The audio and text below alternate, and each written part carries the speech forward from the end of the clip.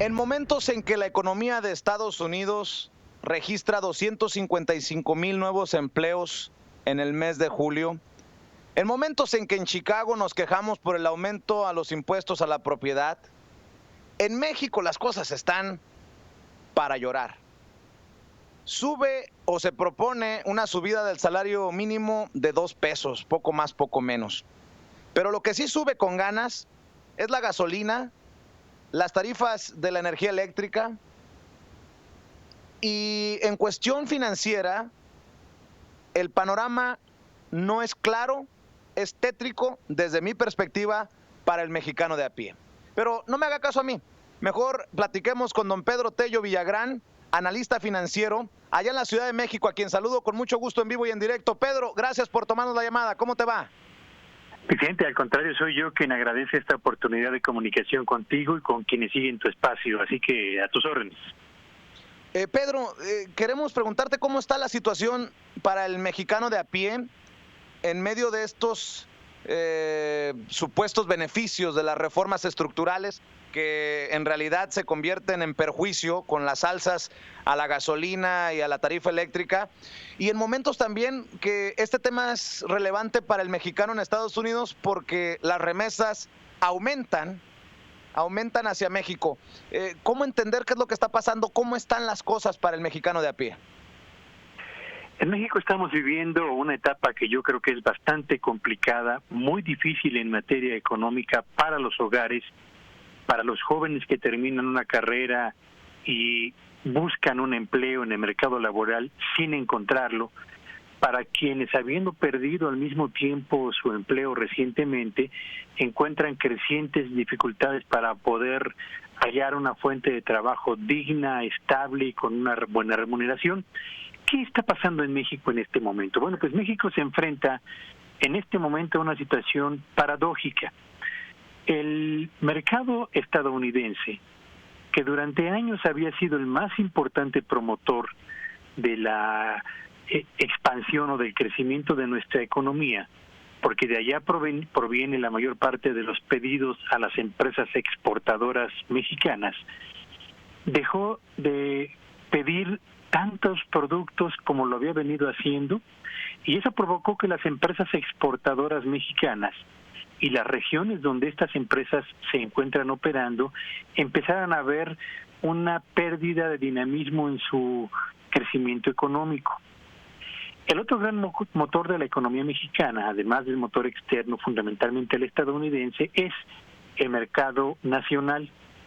De la demanda de bienes y servicios o del consumo de bienes y servicios que se realice en el mercado nacional, en el territorio mexicano, depende la operación del 99 de cada 100 empresas que laboran en el territorio mexicano.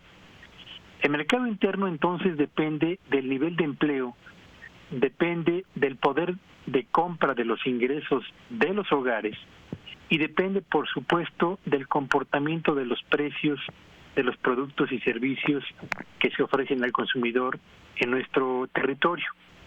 Y lo que hemos percibido, y como tú bien lo has señalado, es que en el mes de julio y en el mes de agosto aumentó el precio de las gasolinas, ubicándolas por un nivel incluso mayor al que pagan en Estados Unidos los consumidores. Aumentó también la tarifa eléctrica que se aplica a industria, a comercio y a los hogares de elevado consumo. Aumentó la tasa de interés que se cobra a los usuarios de tarjeta de crédito, la tasa de interés que se aplica a quienes piden un crédito en nómina y la tasa de interés que aplica a quienes piden un crédito personal. Y teniendo un dólar por arriba de los 19 pesos por unidad, eso significa que los productos que importamos, alimentos, materias primas, insumos, etcétera, fundamentalmente de Estados Unidos, hoy le cuestan a la economía mexicana más cara. De modo pues que estas circunstancias que he reseñado crean un ambiente muy complicado para la economía familiar, Vicente. Pedro, entonces, ¿sí hay razones para el mal humor social? No como el presidente Peña, que dice que no encuentra las razones para el mal humor social. Con razón la gente está tan frustrada, la gente está tan desmotivada Y bueno, lo que nos estás pintando es un panorama propicio para que haya más migrantes, más mexicanos que decidan venirse al norte con Donald Trump o sin Donald Trump como amenaza.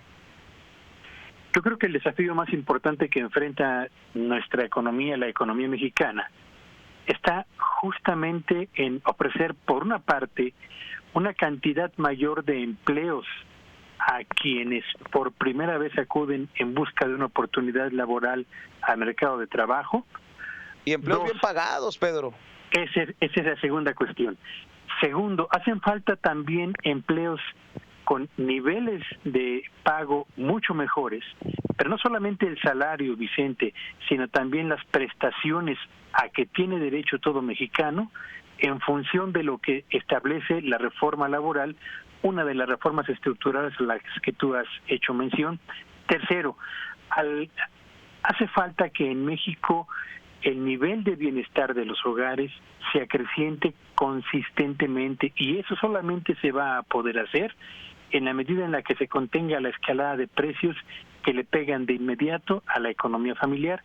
Y cuarto y último, me parece a mí que hace falta también un auténtico compromiso y un auténtico apoyo para las empresas pequeñas y medianas, que son el soporte de la economía mexicana, lo mismo que el soporte de la economía estadounidense, pero que en el caso de nuestro país han estado prácticamente abandonadas en materia de apoyos y estímulos para invertir, para modernizarse, para vender y para crecer, Vicente. Estamos platicando en vivo y en directo y sin censura con Pedro Tello Villagrán hasta la Ciudad de México. Él es analista financiero y nuevamente le agradecemos su tiempo. Pedro, el Güero Castañeda, Jorge Castañeda, ex canciller de México, el de la enchilada completa en tiempos de Vicente Fox, entendía la cantidad récord de remesas que enviamos los mexicanos, que siguen aumentando mes con mes, trimestre, semestre, anualmente hacia México, como una muestra de que hay cada vez más mexicanos que están cruzando la frontera, a pesar de lo que se diga en el discurso oficial de que no hay tanta migración como antes. Yo lo entendería con lo que nos estás planteando de otra manera, que hay una mayor necesidad de las familias en México y es por eso que se está mandando más dinero. ¿Tú lo podrías ver también así? Por supuesto que sí. Vicente, en México cerca de 1 millón de familias, y lo quiero subrayar, cerca de 1 millón de familias u hogares dependen, entre otras fuentes de ingreso, de las remesas que reciben del exterior, fundamentalmente de Estados Unidos. De modo que se trata de un flujo de recursos, de divisas que llegan a México, que es muy importante, no solo por el monto de las mismas, sino por el soporte que le dan a una importante cantidad de familias mexicanas. ¿Qué está pasando en México? Yo creo que está aprovechándose, digamos, la relativa mejoría que hay en la economía de Estados Unidos para enviar una mayor cantidad de dólares a México, que gracias a la devaluación de nuestra moneda frente a la divisa estadounidense se convierten en un mayor número de pesos para las familias que lo reciben, y esto desde luego contribuye a mejorar su nivel de ingreso y su poder de compra. Pero desde luego, y coincido contigo, Vicente, el mejor mundo es aquel en el que nuestro país dé suficientes empleos y cada vez mejor remunerados a quienes tienen la edad para trabajar, en lugar de dejarles la opción de salir a Estados Unidos en condiciones muchas veces muy peligrosas a buscar alguna oportunidad de trabajo allá. Pedro, ¿no están funcionando las reformas estructurales que en su momento prometió Enrique Peña Nieto bajarían los precios de la electricidad y acabaría con los gasolinazos? Porque queda desnudado el presidente. Dicen que el pez por la boca muere. Y ahora sí que de pechito, no tenemos que hacer mucho aquellos críticos de cómo va México, más que poner las cosas sobre la mesa. El presidente en algún momento prometió que iba a gastar menos la familia mexicana en cuestiones de gasolina y en cuestiones de electricidad, y está pasando todo lo contrario. ¿Cómo estás viendo esta situación de las reformas? ¿Se están cayendo a pedazos? ¿No es lo que se esperaba? ¿Qué? ¿Cómo entenderlo? Yo te diría, Vicente, que el discurso que promovió las reformas estructurales de la presente administración fue un discurso que sobredimensionó el peso, la importancia y el empuje que provendría de dichas reformas.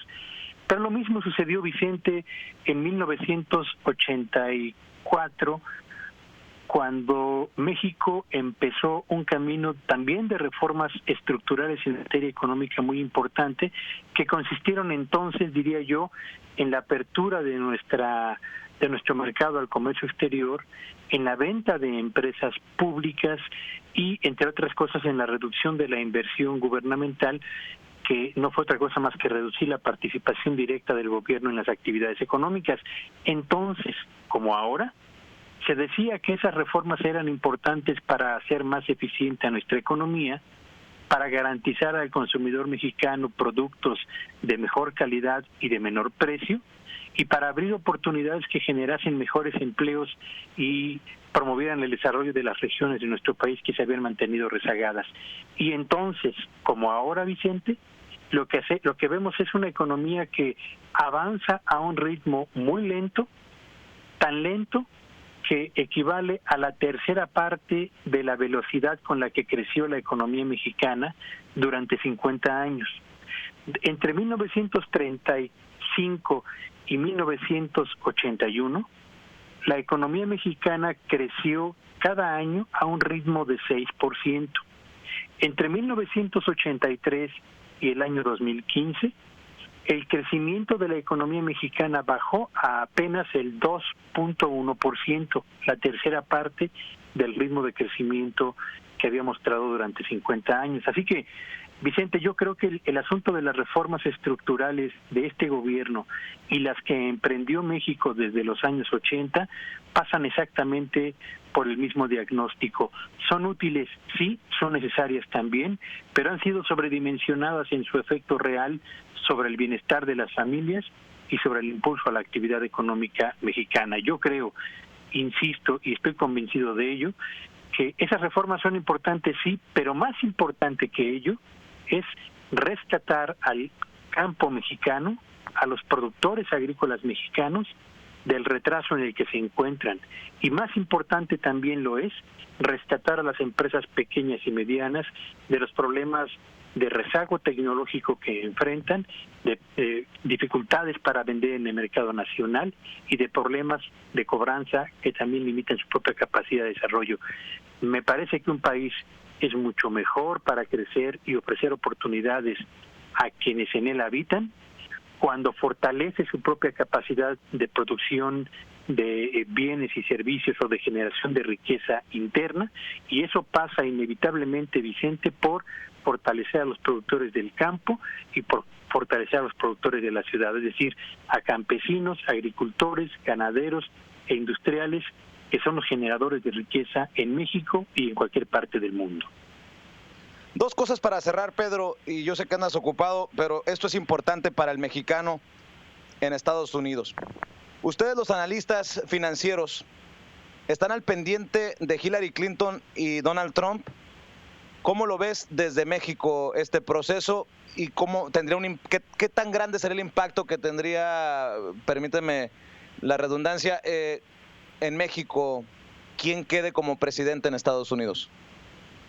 Yo diría, Vicente, que tal y como lo han expresado ya desde el presidente de Estados Unidos hasta algunos prominentes republicanos, el señor Donald Trump se ha convertido verdaderamente en una auténtica calamidad para la política estadounidense y un peligro no solo para ese país, sino también para la estabilidad y la armonía de la actividad económica mundial.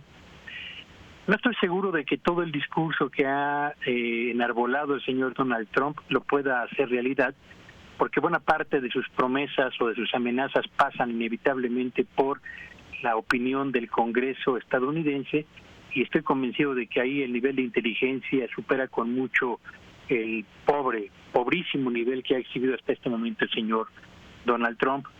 Pero tampoco estoy convencido, Vicente, de que la otra parte, la opción de Hillary Clinton, sea una opción que vaya a llevar bienestar automático y generalizado a Estados Unidos, y que tampoco vaya a llevar, digamos, una condición de equilibrio a la propia actividad económica internacional, entre ella la mexicana, especialmente porque hay el ánimo y el interés por revisar el contenido del Tratado de Libre Comercio de América del Norte, con lo que eso significa de dificultades para un país como México, y yo diría de pérdida de estabilidad en las relaciones comerciales entre ambas economías, pero desde luego entre ambas opciones yo me decanto más por la opción demócrata que por la lamentabilísima opción que representa en este momento el señor Donald Trump. Bueno, para cerrar, ¿cómo le hace la familia en Estados Unidos y la familia en México para sacar la cabeza del pozo financiero, del pozo económico en el que están sumergidos debido a esta situación que nos acabas de pintar en México? ¿Hay algunas recomendaciones o de plano es pues a fregarle duro? No entiendo cómo puede la gente hacerle frente a esto. Yo diría que hay tres cosas que hay que hacer, Vicente. La primera, y me parece que es la más importante, informarse.